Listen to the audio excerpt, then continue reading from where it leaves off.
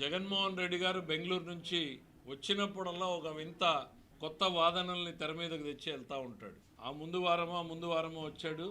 నేను ఈ రాష్ట్రానికి అద్భుతమైనటువంటి అభివృద్ధి చేశాను, వ్యవస్థల్ని బలోపేతం చేశాను, నన్ను సన్మానించాల్సింది పోయి విమర్శిస్తున్నారని చెప్పాడు. నిన్నటికి నిన్న ఆయన సెల్ఫ్ సర్టిఫికేట్ ఇచ్చుకున్నాడు. నా అంత మంచోడు ఈ రాష్ట్రంలోనే లేడు అనేటువంటిది సెల్ఫ్ సర్టిఫికేట్ ఇచ్చుకున్నాడు. తన వారసత్వం గురించి చెప్పుకున్నాడు. రాజారెడ్డి గారి దగ్గర నుంచి బాబాయ్ వరకు చనిపోయినప్పుడు చంద్రబాబు నాయుడు గారు అధికారంలో ఉన్నాడు అంటే ఆయనే కారణం అన్నట్టు చెప్పేటువంటి ప్రయత్నం చేశాడు. బాబాయ్ హత్య కేసులో ఏం జరిగింది అని ఈ రాష్ట్రంలో నిక్కరేసుకున్న కుర్రాడిని కూడా అడిగితే చెప్పేటువంటి పరిస్థితులు ఉన్నాయి. అట్లాంటి వాటిల్లో కూడా మీరు అసత్యాల్ని చెప్పేటువంటి ప్రయత్నం చేయడం అనేటువంటిది జీర్ణించుకోలేకపోతున్నారు. రాష్ట్ర రాజకీయాల్లో ఫ్యాక్షనిజం మొదలైంది వైఎస్ కుటుంబంతో. రాజకీయాలు నేరమయమైంది వైఎస్ కుటుంబంతో మొదలయ్యాయి. అంతకుముందు రాయలసీమలో ఫ్యాక్షనిజం ఉంది. ఎప్పుడో టైం ఇమ్మెమోరియల్ చరిత్ర కాలం నుంచి కూడా ఫ్యాక్షనిజం ఉంది. అది కుటుంబాల మధ్యనో వర్గాల మధ్యనో ఆధిపత్య పోరుగానో రకరకాల చారిత్రాత్మక కారణాలతో ఫ్యాక్షనిజం ఉంది. కానీ ఆ ఫ్యాక్షనిజానికి రాజకీయానికి ఎప్పుడూ కూడా జోడించినటువంటి సందర్భాలు లేవు.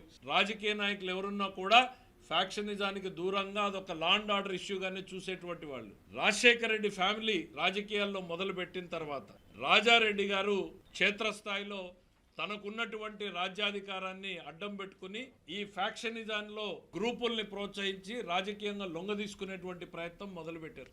మీకు 2-3 సంఘటనలు చెప్తాను, ఎందుకంటే డీటెయిల్స్ మా రమేష్ గారు ఇంకా బాగా చెప్పగలుగుతారు. పులివెందల్లో 89 గవర్నమెంట్ కాంగ్రెస్ గవర్నమెంట్ వచ్చిన తర్వాత ఫస్ట్ తీవ్రమైనటువంటి ఫ్యాక్షనిజానికి తోడ్పాటు ఇవ్వడం మొదలైంది. పార్నపల్లి అనే విలేజ్లో తెలుగుదేశం పార్టీకి భారీ మెజారిటీ వచ్చింది అనేటువంటి చూసి పులివెందల నియోజకవర్గం రాజారెడ్డి గారు ఆ ఊర్లో క్యాంపేసి కూర్చుని ఆ ఊర్లో ఉన్నటువంటి తెలుగుదేశం పార్టీ నాయకుల్ని చిన్న కేసు పెట్టి జైల్లోకి పంపించి ఒక కంప్రెసర్ తీసుకొచ్చి 2 కంప్రెసర్లు 3 కంప్రెసర్లు తీసుకొచ్చి ఇంటి పునాదులకు డ్రిల్ చేశారు. ఈ మోడర్న్ డేలో ఎవడు చూసున్నాడు? ఈ సమాజంలో ఈ ఆంధ్రప్రదేశ్ రాష్ట్రంలో జరిగింది. ఇంటి పునాదులకు డ్రిల్ చేసి డైనమైట్లను పెట్టారు. ఈ సంఘటన జరుగుతున్నంతసేపు ఊర్లో పోలీసులు ఉన్నారు. ఒక ఎస్ఐ 10 మంది పోలీసులు ఉంటే వాళ్ళను ఒక గదిలోకేసి బంధించారు. స్వయంగా ఆ రోజు రాజారెడ్డి గారు ఆ గ్రామంలో ఉన్నారు. ఆ డైనమైట్లు పెట్టి ఆ ఇంటిని పేలిస్తే ఆ ఇంట్లో పశుపక్షాదులన్నీ కూడా లోపలే ఉండి పేలిపోయినటువంటి సంఘటనలు. 2000 మంది ఆ ఊరి మీద దాడికి పోయారు. మీరు మహిళల పట్ల మీరు ప్రవర్తించినటువంటి తీరు ఈ రోజు కూడా ప్రజలు మర్చిపోలేదు. ఒక ఇంటిని డైనమైట్లు పెట్టి పేల్చేసి ఎంతటి భయానక వాతావరణాన్ని మీరు కల్పించారు అనేటువంటిది ఈరోజు సమాజానికి తెలీదు. మరి అట్లనే పెద్దకూడాల గ్రామంలో కృష్ణారెడ్డి అనేటువంటి లీడర్ ఉండేవాడు. ఆయన వీళ్ళకి బలంగా ఎదురు నుంచున్నాడు అనేటువంటి దాంతో ఒక ఏం చేసినా ఒక పకడ్బందీ స్కెచ్లు వేయడం అనేటువంటిది రాజకీయాల్లో అప్పుడే మొదలైంది. అంటే ఎవరు ఎక్కడ పోలీసుల పాత్ర ఏం చేయాలి, వీళ్ళు ఏం చేయాలి అనేటువంటిదంతా ఆయన సెకండ్ షో సినిమాకు పోయేస్తూ ఉంటే ఆయన మీద ఇక్కడ దాడి జరుగుతుంది. అదే టైంలో హైదరాబాద్లో ఉన్న రాజశేఖర రెడ్డి గారు ఓ అధికారితో గొడవ పెట్టుకుంటాడు. నేను హైదరాబాద్లో ఉన్నాను అని ప్రూవ్ చేసుకోవడానికి, ఎలిబి సృష్టించుకోవడానికి. అంటే రాజకీయంలో హింసని కొత్త పుంతలు తొక్కించినటువంటి ఫ్యామిలీ మీది. హైదరాబాద్లో ఒక అధికారితో గొడవ పెట్టుకుని రాజశేఖర రెడ్డి గారు హైదరాబాద్లో ఉన్నారని ఎలిబి చేసుకుంటారు. అదే టైంకి ఇక్కడ ఒక ఇంపార్టెంట్ లీడర్ మర్డర్ జరుగుతుంది. పెదకూడాల కృష్ణారెడ్డి గారి మర్డర్ ఆ రోజున ఒక చర్చనీయాంశమైంది రాయలసీమ ప్రాంతంలో. మళ్ళీ పాపాయపల్లి రఘురామరెడ్డి అని ఉండేవాడు, సింగిల్ విండో ప్రెసిడెంట్. ఎట్లా చేశారు అనేటువంటిది కూడా చర్చ. ఇది ఒక లింగాల మండలంలో 3 టాప్ లీడర్స్ని ఎట్లా సరెండర్ చేసుకున్నారు మీరు అనేటువంటిది. ఇట్లా చెప్పుకుంటూ పోతే 10ల సంఖ్యలో ఈరోజు వాళ్ళ సంఘటనలు ఉన్నాయి. జగన్మోహన్ రెడ్డి గారు వచ్చి మాది స్వాతంత్ర సమరయోధులు అనేటువంటి కుటుంబం అని చెప్పినా చెప్తాడేమో రేపు పొద్దున తరానికి. కాబట్టి వాస్తవాల్ని ప్రజల ముందు పెట్టాల్సినటువంటి అవసరం ఉంది అని తెలుగుదేశం పార్టీ గుర్తించింది. పులివెందల సంఘటనలు, పులివెందల ఘటనలన్నింటి మీద కూడా ఒక పుస్తకాన్ని వెలువర్చాలనేటువంటి ఆలోచన తెలుగుదేశం పార్టీ చేస్తూ ఉంది. రాజశేఖర రెడ్డి ముందు రాజకీయాలు ఎట్లా ఉన్నాయి, వైఎస్ కుటుంబం ముందు, తర్వాత నేరమయం ఎట్లా అయినాయి అనేటువంటి దాన్ని. రాజకీయాల్ని నేరమయం చేసిందే మీరు. ఆ వృత్తి వదులుచుకోవడానికి 30 సంవత్సరాలు ఈ రాష్ట్రానికి పట్టింది. చంద్రబాబు నాయుడు అధికారంలోకి వస్తే ఏ పార్టీ అని చూడకుండా ఫ్యాక్షనిజాన్ని కంట్రోల్ చేసినటువంటి వ్యక్తి చంద్రబాబు నాయుడు గారు. ఒకవైపు లేని ఫ్యాక్షనిజాన్ని రాజకీయానికి జోడించి రాజకీయ పునాదుల్ని నిర్మించుకున్నటువంటిది మీ కుటుంబం. అట్లాంటి మీరు మీకు సెల్ఫ్ సర్టిఫికేట్ ఇచ్చుకుంటున్నారు. నా అంత మంచోడు రాష్ట్రంలో లేరు, నా అంత అమాయకుడు లేడు. మీరు విక్టిమ్ కాదు, మీరు ముద్దాయిలు, మీరు నిందితులు.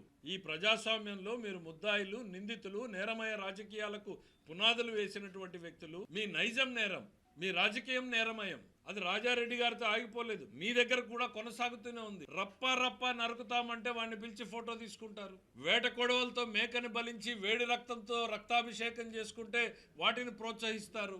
కారు కింద నిమ్మకాయలాగా తల కార్యకర్తల్ని నలుగుతూ ఉంటే నిర్లక్ష్యంగా చూస్తూ ముందుకెళ్ళిపోగలిగినటువంటి నైజం మీది.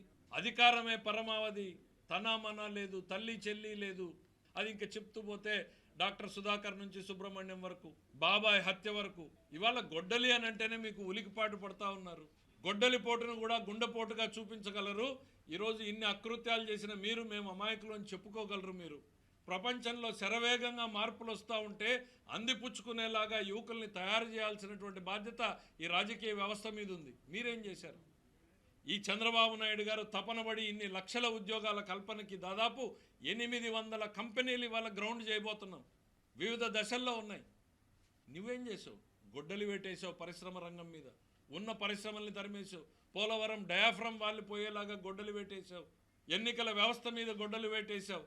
ప్రతి వ్యవస్థ మీద గొడ్డలి పెట్టేశావు. లా అండ్ ఆర్డర్ని పనిచేయకుండా గొడ్డలి పెట్టేశావు. అలాంటి గొడ్డలి గురించి మాట్లాడుతూ ఉంటే మీరు ఖచ్చితంగా ముమ్మాటికి గొడ్డలి పార్టీనే. ఈ రాష్ట్రంలో ప్రతి కుటుంబం కూడా దీన్ని గుర్తుపెట్టుకోవాల్సినటువంటి పరిస్థితులు ఉన్నాయి. నేరం మీ నైజం, నేరమయ రాజకీయాల్ని మొదలుపెట్టిందే ఈ రాష్ట్రంలో మీరు, మీ కుటుంబం అనేటువంటిది గుర్తు చేస్తున్నారు. దాన్ని ఇవాల్టికి పెంచి ప్రోత్సహిస్తున్నారు. పోలీసు వ్యవస్థని కంట్రోల్ చేసేటువంటి ప్రయత్నం చేశారు అధికారంలో ఉన్నప్పుడు, బెదిరింపులు చేశారు. నేరమయం చేస్తున్నటువంటి ఈరోజు కార్యకర్తల్ని పెంచి పోషిస్తూ ఉన్నారు. ఇక ఆ రోజు అచ్చెన్నాయుడు గారు చెప్పారు, బొత్స సత్యనారాయణ గారు స్టేట్మెంట్ ఇచ్చాడు, వైఎస్ మరణంలో వెనకాల జగన్మోహన్ రెడ్డి గారి పాత్ర ఏముందో తెలియాలి అనేటువంటిది బొత్స సత్యనారాయణ గారు చెప్పారు. దాని మీద మీరు ఇంతవరకు స్పష్టత ఇవ్వలేదు. అసలు రాజశేఖర రెడ్డిని ముద్దాయి చేసింది ఎవరు? తెలుగుదేశం పార్టీనా, కాంగ్రెస్ పార్టీనా? ఉండవల్లి అరుణ్ కుమార్ గారు ఆ రోజు స్టేట్మెంట్ ఇచ్చాడు. ఇవన్నీ కూడా ప్రజలు మర్చిపోయారు, అందుకనే ఒకసారి గుర్తు చేయాల్సిన అవసరం ఉంది. రాజశేఖర రెడ్డిని ముద్దాయి చేసింది వైఎస్ జగన్మోహన్ రెడ్డి. హైకోర్టు ఒప్పుకోకపోతే సుప్రీంకోర్టు వరకు వెళ్ళి వైఎస్ను ప్రథమ ముద్దాయిగా చేర్చమని చెప్పింది వైఎస్ జగన్మోహన్ రెడ్డి అని ఉండవల్లి అరుణ్ కుమార్ స్టేట్మెంట్ ఇచ్చాడు. ఆ కేసు ఫైట్ చేసిన సుధాకర్ రెడ్డికి అధికారంలోకి వచ్చినటువంటి 3వ నెలకే ఆయన పోస్ట్ ఇచ్చాడు. ఎవరైతే రాజశేఖర రెడ్డి గారిని వెళ్ళి ముద్దాయిగా చేర్చాడో ఆయనకు మీరు పోస్ట్ ఇచ్చారు. వైఎస్ మరణం మీద విచారణ జరిగితే జగన్మోహన్ రెడ్డితోనే మొదలవ్వాలి అనేటువంటిది లగడపాటి రాజగోపాల్ గారు ఇచ్చినటువంటి స్టేట్మెంట్. అంటే ఎంత బలంగా నమ్మారు మీ పార్టీలో వాళ్ళు ఆ రోజు. ఎందుకనంటే ఆ లబ్ధిదారుడు మీరే కాబట్టి, ఆ రోజు జరిగిన సంఘటనలు వాళ్ళకి ఆ రకంగా కనిపించినాయి కాబట్టి. సో ఇవన్నింటినీ ఒక్కసారి గుర్తుంచుకుంటూ, నేరమయ రాజకీయాలకు మొదలు పెట్టింది మీరే, ఆ రాజకీయాల్ని కొనసాగిస్తున్నది మీరే. ఈ రాష్ట్రంలో ఉన్నటువంటి ప్రజానీకం, ముఖ్యంగా యువకులు, తమ భవిష్యత్తుకు బాటలు వేసుకోవాల్సినటువంటి యువకులు ఇవాళ మనం గుర్తుంచుకోవాలి. వైఎస్ కుటుంబం యొక్క చరిత్ర ఏంటి, చంద్రబాబు నాయుడు గారి కుటుంబం యొక్క చరిత్ర ఏంది చూసుకోవాలి. ఉద్యోగాలు ఇవ్వడానికి కోసం చంద్రబాబు నాయుడు గారు ఒకవైపు తపన పడితే, పరిశ్రమల్ని తరిపేయడం కోసం, తన లాభం కోసం పనిచేసేటువంటి వ్యక్తి జగన్మోహన్ రెడ్డి గారు. ఈ తేడాను గమనించాల్సినటువంటిది ఉంది.